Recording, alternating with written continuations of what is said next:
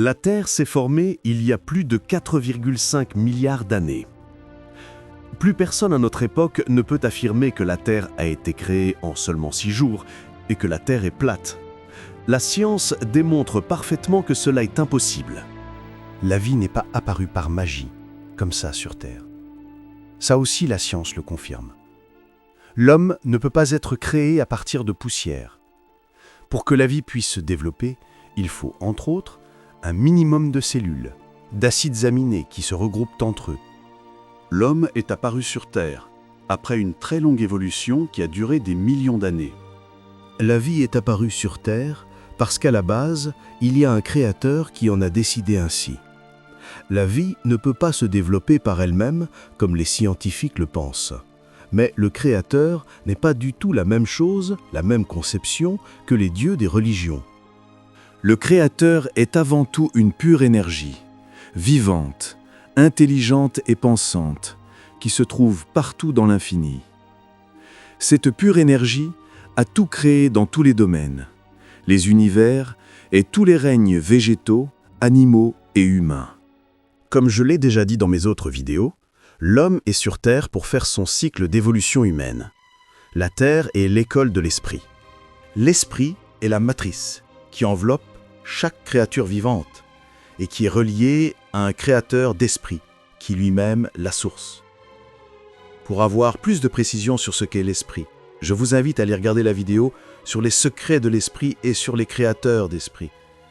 Et ainsi, vous comprendrez beaucoup mieux ce que je dis ici. Car là, comme ça, on dirait plus un récit de science-fiction. Cette chaîne ne s'adresse pas à ceux qui ne croient qu'en la matière, ni à ceux qui ne voient en l'existence que leur propre reflet. Pour en saisir ne serait-ce qu'une lueur, il faut croire en l'esprit, en la continuité des vies et en l'existence des mondes invisibles qui nous entourent. Si vous êtes athée, inutile de vous mentir, cette vidéo ne changera rien pour vous, à moins qu'au fond, un doute commence déjà à vous travailler. La Terre est l'école de l'esprit. Mais la Terre n'est pas l'école de l'esprit uniquement pour les êtres humains de la Terre. C'est l'école de l'esprit pour tout l'univers entier. C'est-à-dire que les êtres humains de l'univers sont venus aussi sur Terre pour faire leur cycle d'évolution humaine en même temps que les êtres humains de la Terre. C'est pour cela que nous sommes si nombreux sur Terre, car chaque être humain a son propre esprit, et c'est l'esprit qui se réincarne, vie après vie, pour faire toutes ces expériences. Tous les enfants sont la réincarnation de nos morts, et aucun être humain ne peut vivre sans avoir son propre esprit. L'esprit permet à l'être humain de vivre et d'avoir son cœur qui bat jusqu'à sa mort. Sur Terre se trouvent plusieurs milliards d'êtres venus de l'univers. Ils sont ici pour accomplir leur cycle d'évolution humaine. Car si les êtres humains de l'univers ont déjà traversé leur cycle d'évolution végétale et animale sur leur propre monde, il leur restait à vivre celui, unique, de l'humanité. Ce cycle n'a lieu que sur une seule planète consacrée à cet apprentissage, la Terre, où convergent les esprits humains de tout l'univers. Mais voyez ce qu'en à peine 2000 ans, l'homme a fait de ce joyau. Une planète souillée, une véritable poubelle cosmique. C'est précisément pour éviter que chaque monde habité ne subisse le même sort que le Créateur a voulu qu'un seul lieu porte le poids de cette expérience. Une seule planète poubelle et pas une de plus.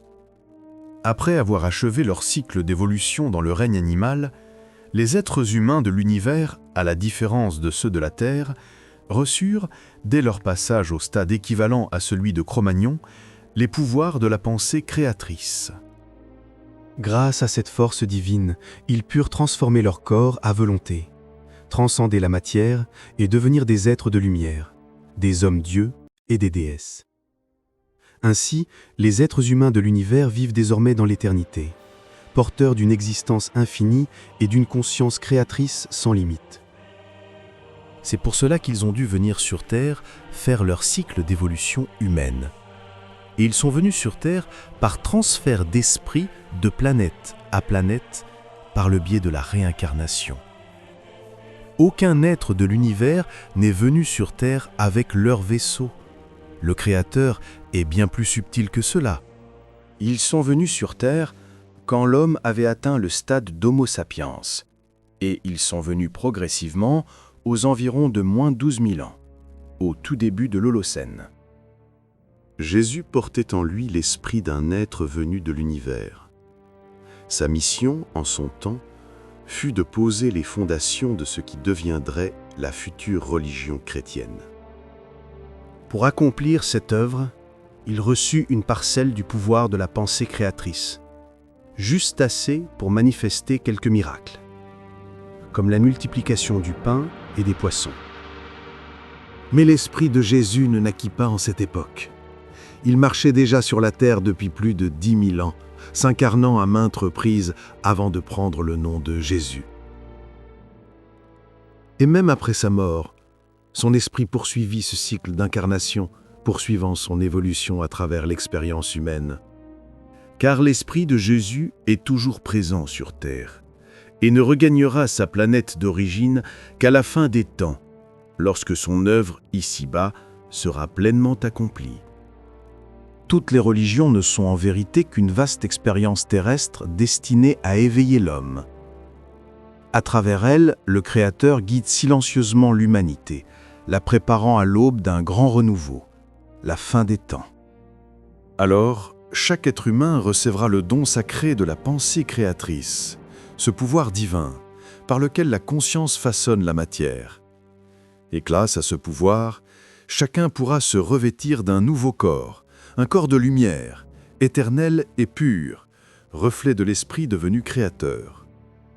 Les humains incarnés sur Terre, dont l'esprit appartient à des sphères bien au-delà de ce monde, ne sauraient retourner sur leur planète d'origine dans le corps éphémère de leur existence terrestre.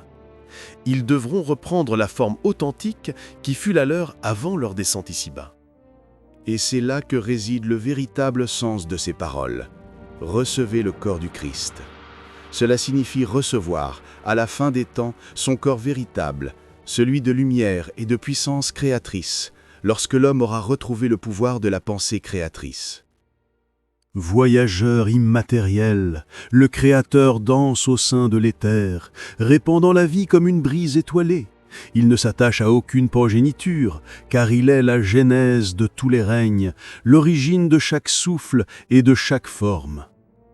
Les hommes murmurent qu'ils devraient avoir un fils, mais la source éclatante, libre de toute attache, ne répond qu'à l'appel de la création et du rêve infini.